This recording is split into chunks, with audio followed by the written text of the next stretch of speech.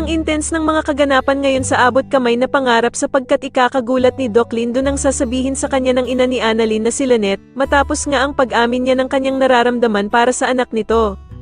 Dito nga ay kukumprantihin ni Lynette si Doc Lindon at magtatapat nga siya dito na gusto niya din ito para sa kanyang anak na si Annalyn, dahil nga daw sa napakabait na bata nito.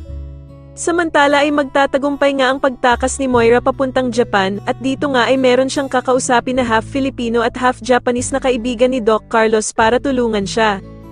Sa kalagitnaan naman ng kasiyahan ni Moira ay bigla siyang tatawagan ni Doc Carlos para sabihin sa kanya na mag-ingat siya dahil sa nandoon nga din daw sa Japan sila Lynette at Annalyn. Kaya naman ay biglang magbabago ang mood ni Moira at sisisihin pa nga nito si Doc Carlos kung bakit siya sa Japan dinala, samantalang alam naman nito na naroroon nga daw pala sila Annalyn at Lynette. Sa kabilang banda naman ay mananawagan sila Doc Robert at Giselle sa telebisyon para nga malaman ng mga taga-Japan na nasa bansa nila ang kriminal na si Moira.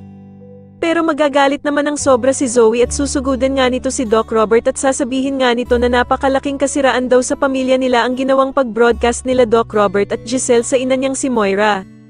Pero sasagutin nga lang siya ni Doc Robert na wala na daw siyang pakialam kay Moira, at ang gusto na lamang nga daw niya ay mahuli ito at magbayad sa nagawa nito sa ama niyang si Don Pepe. Sa kabilang banda naman ay makakapagkita na nga sila Moira at ang taong susundo sa kanya para tulungan siya. Pero kamalas-malasan nga lang ni Moira dahil sa wala siyang kaalam-alam na makikita siya ni Annalyn na nasa likuran lamang nito. Samantala ay tatanungin na nga ni Lynette itong si Doc Lindon sa nararamdaman nito para sa anak niyang si Annalyn dahil nga sa nakakahalata na siya na may gusto ito sa anak niya. Sa tingin niyo dapat nga bang si Doc Lindon ang lalaking makatuluyan ni Annalyn? Mas lalo na nga talagang nagiging exciting ang mga susunod na kaganapan, kaya naman ay mas lalo pa nating abangan ang mas lalong gumigandang abot kamay na pangarap. Maraming salamat po sa inyong panonood at sana po ay ma-subscribe niyo ako. Maraming salamat po.